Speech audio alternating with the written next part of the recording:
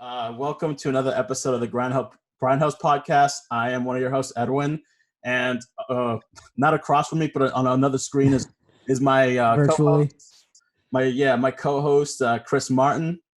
Okay, we got a special episode 24. Episode 24. We got a 24, man. Not in the building because he's in his own house chilling. That's how we're rocking it right now. Quarantine vibes heavy. Quarantine vibes. So Kaleo just released his new EP yesterday called Mr. Jacobs. And we're here to talk about that a little bit. So Kaleo, how you been, man? Man, I've been super good. I've been chilling. I've been working on a lot of new music and just been chilling. Yeah, trying to keep safe and just trying to keep my spirits up, trying to keep the blessings high. And just wishing everybody, everybody that I come in contact with and everybody who I do get in contact with to tell them just keep safe and keep their blessings high. And, because I know it's a crazy, crazy time right now. So I just been trying to keep the positiveness going. And I think that was, to be honest, sort of the idea behind the project, because I knew it was crazy. I know that everybody's thinking, the world is going to end. And I just wanted to, of course it feels like it is, but I sort of wanted to take the mentality off of it just for a little bit, just to get you to think about something different for a good, I think it's like 20 minutes or so, the whole project all put together. So that's sort of my idea behind the whole thing. So what have you been doing during quarantine? Like, have you been like writing new music or like just hanging out or? Yeah, I'm always writing new music, honestly, but I've been doing a whole lot of, I've been real bored, so I haven't kicking it in the crib. It's hard to get to the studio because, it's, keeping in contact with a lot of people. So people are really iffy about going to the studio and things like that. So that makes it a little bit difficult, but I do write while I'm at the crib, but I don't really write anymore, honestly. I don't have a notebook that I sit and write down and anything like that. So the way I write is I'll think of a couple lyrics on my off the top of my head or something like that, or I like record on like my phone. I use like the recording apps or things like that. But yes, I don't really have any notebooks anymore. I dropped the notebook a little bit ago. So wow. So with studio like being like kind of on pause, is there a way to like for you to record at home or like you just kind of 100%. So this is like I forgot. It's like GarageBand. It's this little app that my twins put me up. And any for the young artists who don't know what it is, man, GarageBand. It's a dope app. It lets you record. You can download all the beats that any of your producers are sending to you. It'll let you download the beat right to the app, and then you can record right on top of it. And it's not going to be the best quality, of course not, but it gives you a skeleton version of like a song. And then so then you can take that skeleton version and, go to a studio if and so like, time being, and just you and one other person will go to the studio and then you can record it that way. So you already have like a skeleton version and things like that. So that's sort of how I've been doing it, like since the whole quarantine thing. That's dope. Has the quarantine kind of ruined any sort of rollout you had for Mr. Jacobs? Oh yeah. To be honest, yeah, it's crazy because Mr. Jacobs wasn't even planned. It wasn't even a planned project. I've been storing music for the last like 6 months, and I had a big project that I was gonna drop for like around like this time. It was gonna be it's crazy because I don't even have the name for it yet. It was a very, very big. It's probably gonna be my album, honestly. 10, 11 tracks. It was gonna coincide with the low key. I'm in a movie coming out. It's probably pushed back coming out this summer, but it was gonna coincide with the movie. I had a lot of tracks that had to do with like the movie and things like that, and it was gonna be real, real dope. So that was my big project. We talking about the process for the movie? Yeah, the process, exactly. Yeah. So I was gonna drop a project right around the same. I'm still probably gonna do it. So that's like a little sneak peek into that project. I'm still gonna drop a big project when it does come out. But yeah, that was my mentality behind a big project was the movie's gonna come out, and I was gonna drop a big project, dropping that. But the coronavirus pushed everything back. So what was your role in the movie? Oh man, yeah, I was the main character's best friend. I'm the rapper friend. I'm the rapper friend. We talk it out a little bit in the beginning. We go to a couple parties. We definitely rap a little bit. We go get something to eat, and we hang out. We chill. And I'm not really. I'm around for a lot of his endeavors and a lot of his ups and his trials and tribulations. But it's a dope scene. I play in and out. I'm in and out, and I'm the rapper friend. There's a lot of. It's crazy because a lot of the artists that are in there, like they do spit a whole. They spit a lot of lyrics in there. I was there behind the scenes when they were making a lot of the music and things like that. So it was this real dope film. How was that experience like acting? Have you ever acted before? I have never, ever acted before in my entire life. And it was one of the first times I've ever acted, and I thought it was amazing. Hold on, you guys give me 1 second. I gotta go talk to my. So jumping back to Mr. Jacobs, and then I kind of want to talk about your future album that we'll expect a little bit later, hopefully still in 2020 though.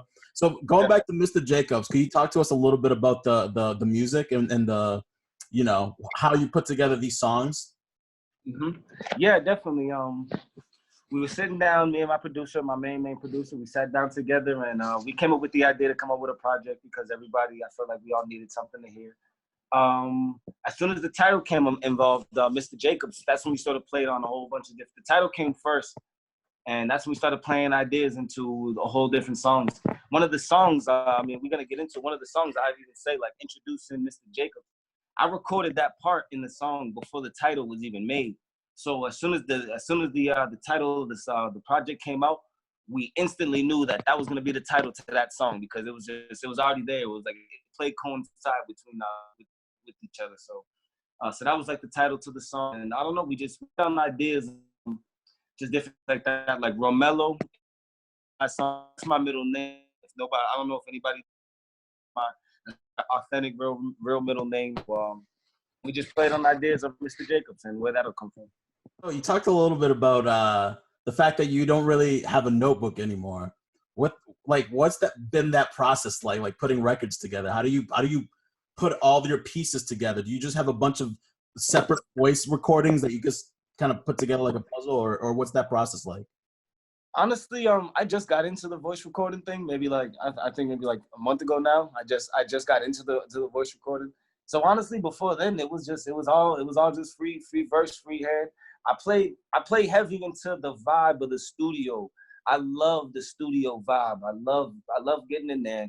And so making music at home sort of became dull and boring to me. And because it was not it wasn't the studio vibe. And if I thought of an amazing line or a lyric or something like that, I wasn't able to record it right then and there. So the process of me writing just comes with the studio. Honestly, it's just, I feel the vibe, I feel the energy, I feel everything that's going on, and I really I engulf myself with everything that's going on around me.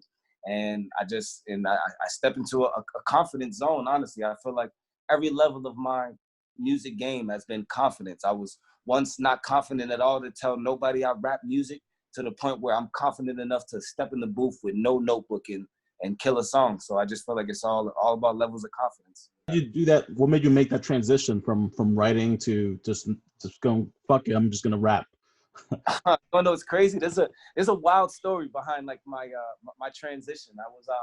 I used to write all my lyrics in a phone. I had all my lyrics in my iPhone, and I'm in the studio. There's about like 8 people there. It's this great studio vibe. I'm getting ready to record my verse. I don't have a phone charger or nothing. Phone dies. Literally, phone dies. And nobody else has a charger. There's 8 of us in there. Nobody seems to have a charger. It's one of the craziest things I've ever seen in my life. Like I never seen it before. So, but I'm sitting there. We're in the studio and they need the verse. Like they need it. And so I spit a verse that I thought I remembered from the phone. I thought I remembered it, and I laid it down. And I come out the studio, and nobody was shaking their head. Like everybody was like, "Yeah, it was all clear. Like, yeah, it was dope. Yeah, okay, I get it." I'm like, nah, that's not it. I was like, okay, that's not it. So I told the engineer, I'm like, okay, yo, delete my verse.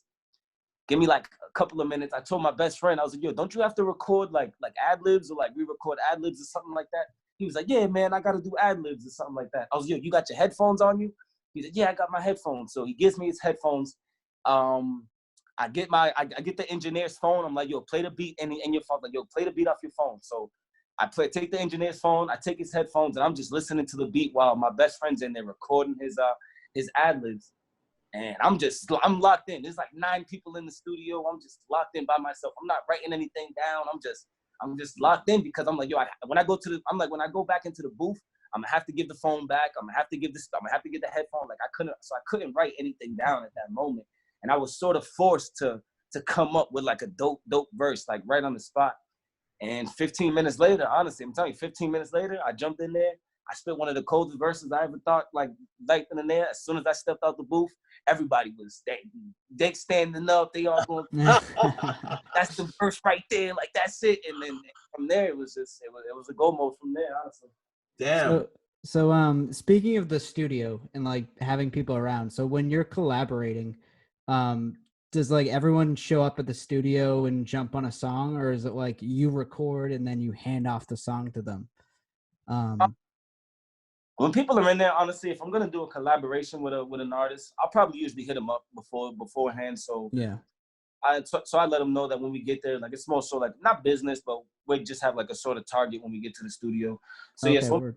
yeah, the other people that'll show, like say if we're in a 9-person studio session, most of the time 6 other people are just like for show and they just show up just to be there and things like that. Most of the time I either hit the guy up that I wanted to be there in the studio with and I wanted to work with. So we'll get there, and then from there, whether if he writes or if he doesn't write, we'll just go off of the studio vibes from then and on. But yeah, usually it's like everybody else is usually just like an extra or something like that. I probably already hit the main guy that I wanted to work with, and he probably brings his guys, I'll bring my guys, and then from there we'll just get done.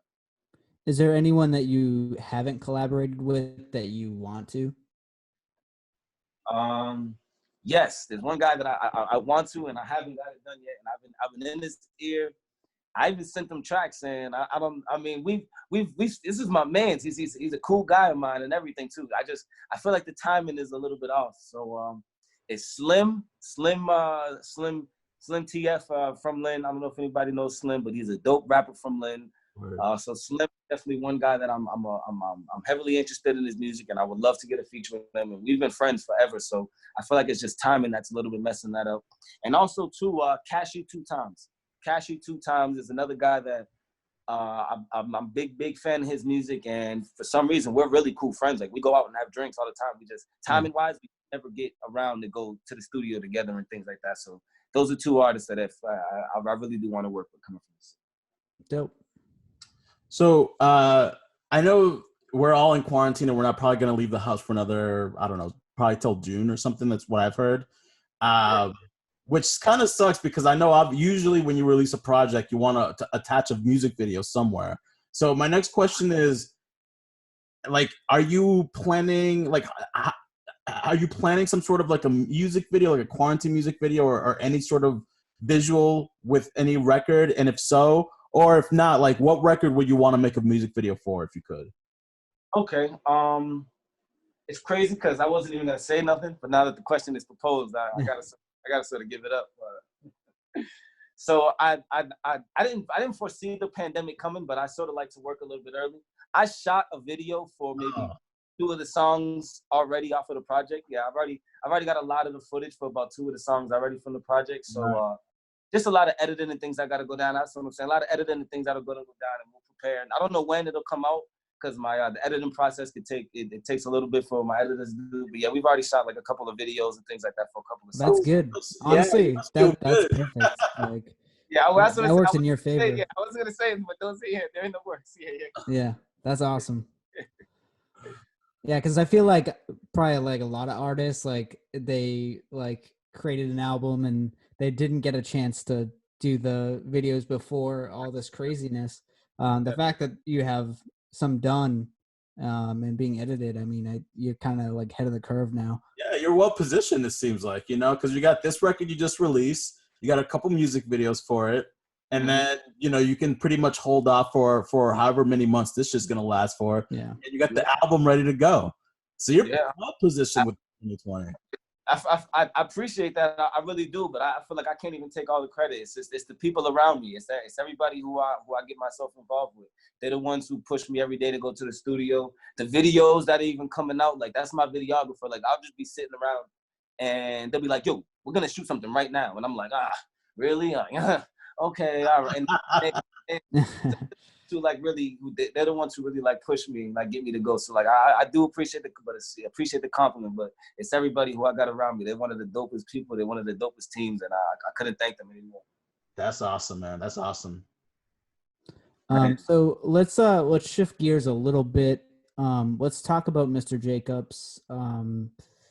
Like, Jacobs, who wrote this record? What are some of like the influences? What sort of like headspace were you in when you wrote the record? Yeah, the record, Mr. Jacobs itself. Yeah. I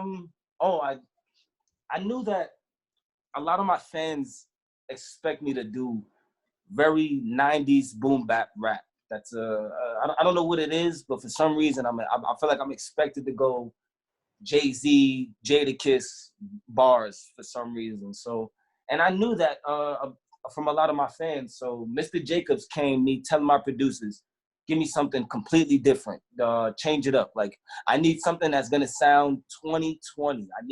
I don't want to sound like no 90s boom bap. I don't want it to sound, I was like, to be honest, I want it to sound like the 2020 version of rap. I feel like I'm versatile. I feel like I'm talented enough to play all different sides and things like that. So that was me telling my producers, we need a 2020 version rap song. I don't want to sound 90s anymore. Like, I was like, so that's where the idea of Mr. Jacobs. Word. Sorry, real quick. What's your go. favorite record on the EP? So far, it's been All in Check. Honestly, that's my favorite record too. Yeah, All in Check. It's, for some reason, it sticks with me. I feel like I can. I don't know. I vibe with it. My two favorites are, it's like a 1-2 punch. Is All in Check and Spiritual Conflict, one after another. I feel like that's a great. Is that why? Are those your first two favorites? Also, is that why you put them 1 and 2? Yeah. To be honest, I put them 1 and 2 for the aesthetic effect. I knew those two songs would be the two most rappy like cultural songs. So I tried to bundle those together. I didn't know which one was gonna be first or second. Honestly, we played around which one to go first or whatever. But yeah, those two were sort of tried to be bundled together as the more rap, cultural, underground, like rap version song. Now it seems like, because you haven't named the songs that you're gonna release a video for, so it seems like you're kind of hiding that. But are one of those two songs in the video? Yeah. Just a little hint. I can't give those up. I didn't. Yeah. We'll have to wait and find out. Two of them are already pre-recorded, but yeah, for which one they are, we're gonna leave that for anonymous, for a big question. All right. So this record, what do you want people to learn from you from this record? Mr. Jacobs. Yeah. I want people to see the versatility in me. Honestly, like, I feel like that was one of the things that I came into making that record. I feel like I went straight to my producers, and that was my only idea that I had behind that whole entire record was sound different, just to sound different, like make it big 808s, big sound, big sound. And I knew I wanted something up that alley. So when people hear that record, I want them to think of my versatility. I want them to think of, he's not just some 90s rapper. There's cold lyrics in there. I'm never gonna stray away from the lyrics. I would never ever do that. I would never disappoint my fans that much.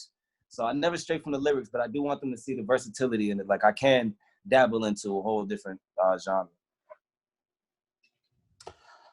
How was it like collaborating with Wes? It seems like you two have been kind of collaborating a lot lately. And so how did you guys form a relationship, and what's that been like?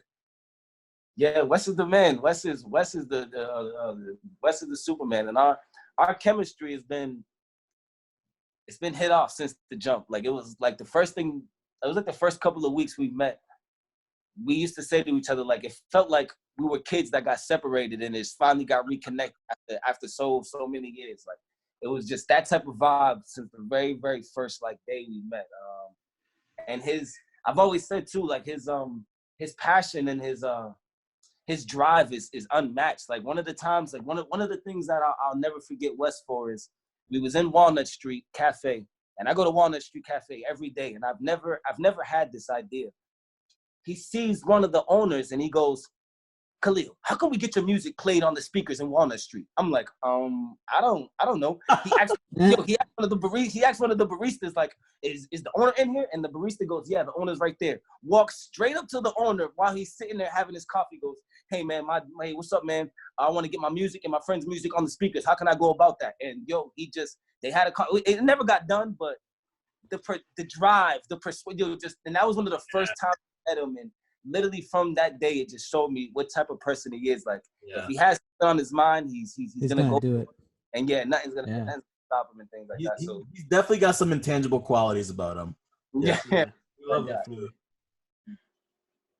I definitely see almost like a meth and red kind of relationship between you guys, where it's like you guys play off each other well, and on a record, you guys, like, because you guys sound so different, but you sounds every song like that I've heard you guys in, like it just sounds right for both of you, just in a different way. I really, really dig that about spiritual conflict.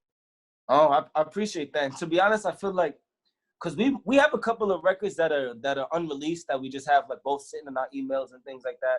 And since us going to the studio so much, we was hearing that about a lot of different people, like from a lot of different people that, nah, you guys sound really good on records. Like, so we tried to keep that to keep that bond going. Once the first couple of songs came out and we started hearing that feedback, we tried to keep that going a little bit because we heard it as soon as we dropped one of the first songs. We heard people like, nah, you that West Coast and you sound so East Coast. Yeah, it just and like literally. So we sort of like that idea.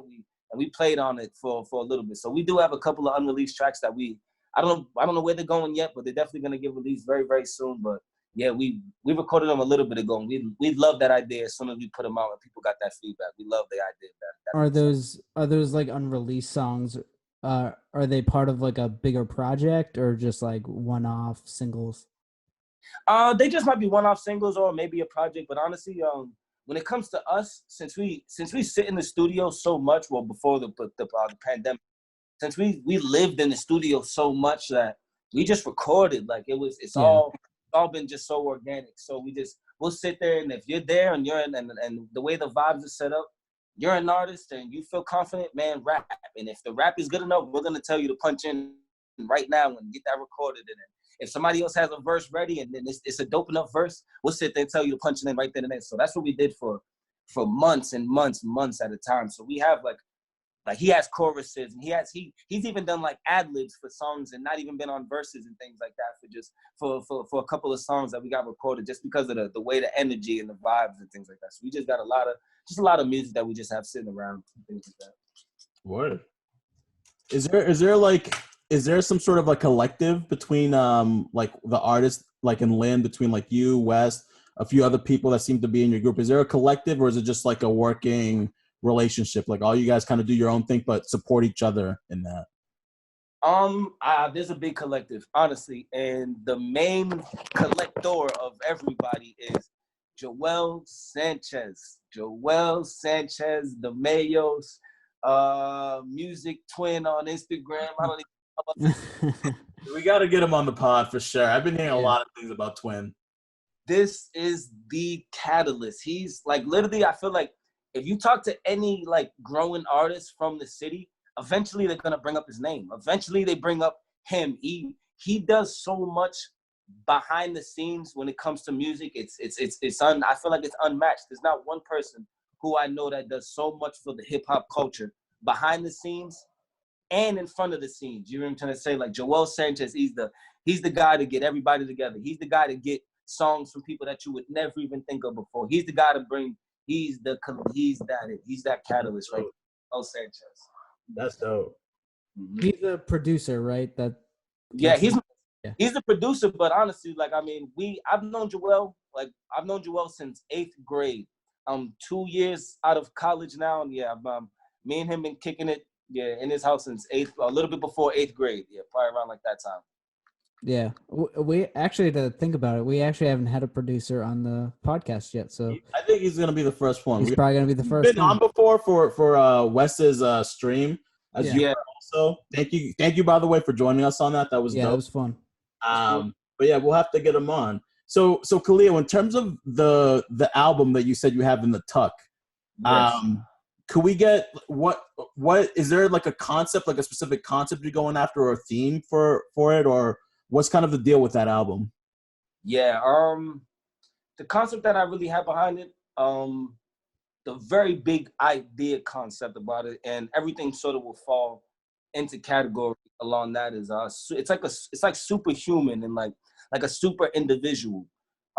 We come from a lot. We come from so much, and we deal with a whole lot of different things, and that's why I kind of wanted it to come around like with the movie idea, because when have you ever heard of a movie coming out from Lynn and they're having a local artist, and it's just, I feel like it's unbelievable to see things like that, and not a lot of people are here and made it and things like that, and so I feel like to be here and to do those things, you have to be a superhuman. You got to be a super individual and things like that. So that's sort of like the big, that's the very big concept of the album. But then, you know, we'll break down into Damn.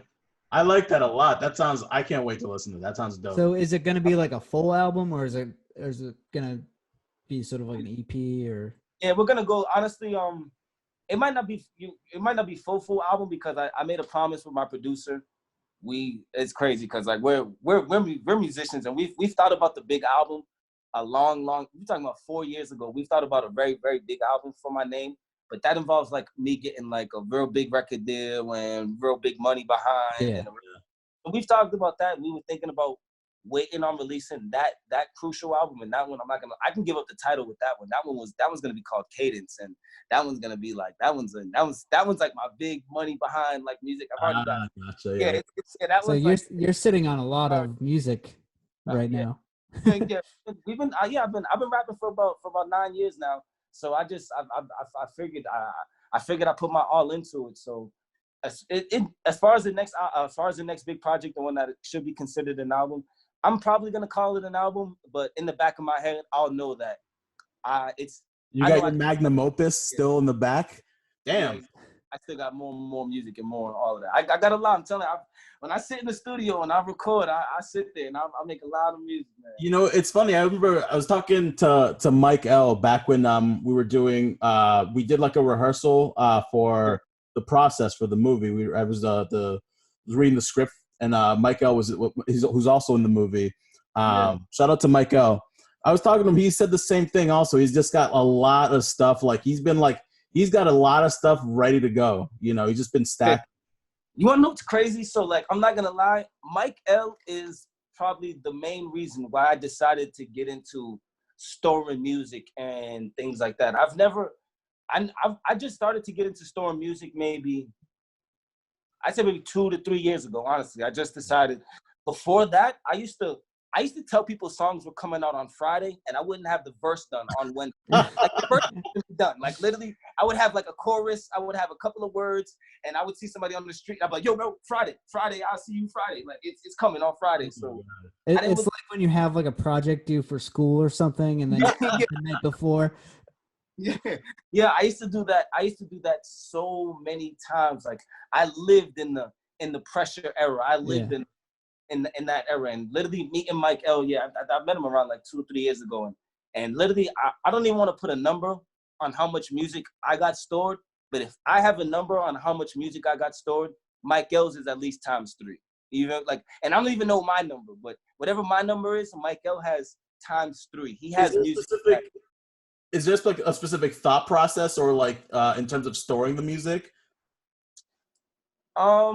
To be honest, I feel like it's the belief in it. You have to always believe that, because the way we make music, it's not for a facade. It's not for hype. It's not for what's going on for today. It's heartfelt music. It's music that really comes from the heart, from pain, and from struggle. So the thought behind storing these songs is that they're always gonna sound, not necessarily they're always gonna sound good, but they're always from the heart. So even if we do release them a year from now or a year from now, it'll still resonate with people because it was from the heart. It wasn't something I had to make because this was the hottest song out right now and I had to make a half song of it. So no, if I release this song a year from now, people are still gonna listen to it and think it's still cool because it came directly from the heart and nowhere else. Yeah, what I definitely like about that is the fact that it's time tested.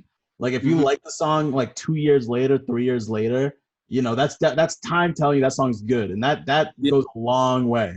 And literally, yeah, and that's what I'm saying. Watching Jay-Z interviews and things like that, and he's saying just having the utmost confidence in yourself and not letting anybody rush your process, and not letting anybody put their things on you. And so that's what we sort of try to epitomize when we go make music. Like, yeah, you got a couple of dope songs, but don't let anybody rush how you put your music out and things like that. Is that so? Storing music, is that sort of like so you don't lose momentum? You always have something in the chamber like ready to go. Is that like sort of the idea behind it? That definitely adds to it, yeah, because I know me personally, I never want to get into that realm of, yeah, man, song's coming out Friday and I don't have the verse done and everything. I never want to ever get back into that realm ever again. So that definitely helps it too, just storing music and just having music ready and things like that. And then also just never losing never losing love for the craft. It's like, say I do put out a song and people do like it or whatever. I can go sit home and, you know, and let people enjoy it for a month, and then I can go a month later and hop back in the stew, or I can continue to try to sharpen my blade. You know, like while the song is playing, go to the studio still and continue to try to work and put new things together and things like that. So that's why I feel like my mentality sort of goes to like, yeah, the songs can go out and it can be cool, but I can always work to get better. There's always room for improvement and things like that. Word. Cool. Mr. Jacobs. Mr. Jacobs. Mr. Jacobs. Any last things you want to talk about in terms of Mr. Jacobs? Let's see. All in Check. Oh yeah. The first song, All in Check too. I don't know if anybody's gonna catch the reference to it. It's a Busta Rhymes reference. It's like a Busta Rhymes reference. If you check out the song All in Check by Busta Rhymes, it's that song where he goes, yeah, yeah, yeah, yeah, yeah. Yeah. That's that. So that's that song. So that's where the title came from, and I didn't even think of that part when I made the song. Honestly, I recorded the song before that all was in the background, and my cousin was in the studio with me, and he goes, Kaleo, do you hear that? And I said, nah, I don't hear nothing. He goes, yeah, yeah, yeah, yeah, yeah. So he starts doing that, and I'm like, yo, that's the craziest. I was like, what did you? Okay, yeah. So he tells me the song and all that, this, and then, so then I hit my engineer. I was like, yo, you got to punch my cousin in right now. I was like, punch him in. I was like, he has to record that right now. So if you hear the yah, all the yah, yah, yahs and all that in the background, that's my cousin, because that wasn't there before the song was recorded. I had the song recorded and we were getting ready to walk out the studio, and he was like, yo, listen to that real quick. And I said, yo, what are you talking about? And he jumped out of his chair and said that, and he put that in. I recorded him and told me about Busta Rhymes. Awesome. Oh, I love that, man. That's so sick. Yeah. It's dope to see that, like, just that one moment added a whole other element to a song. Yeah. Oh, I don't know where he came up with that. I thought it was the craziest idea ever. I immediately knew that he could not leave the studio without that being on the song. Like, I immediately wasn't taken. It could have been 4 a.m. and I could have had work at 7 a.m. and I would have just to put that on the background. It was one of those type. I love those organic moments when they work their way into a record. You know, it's a little special. Yeah. Kaleo, thank you so much for joining us, man. Oh, anytime. Of course, I appreciate the love and I appreciate you guys for checking out the project. Man. So for those at home, check out Mr. Jacobs, available on all streaming platforms. Definitely check out All in Check, which is my favorite record. Mr. Jacobs, which is Critter's favorite record. If you fuck with us, like, comment, subscribe. Thank you guys, and thank you, Kaleo. Anytime. I appreciate the love. Everybody be safe and be easy during this crazy time. Stay safe, man. Thanks. Thank you, y'all. Of course, be easy.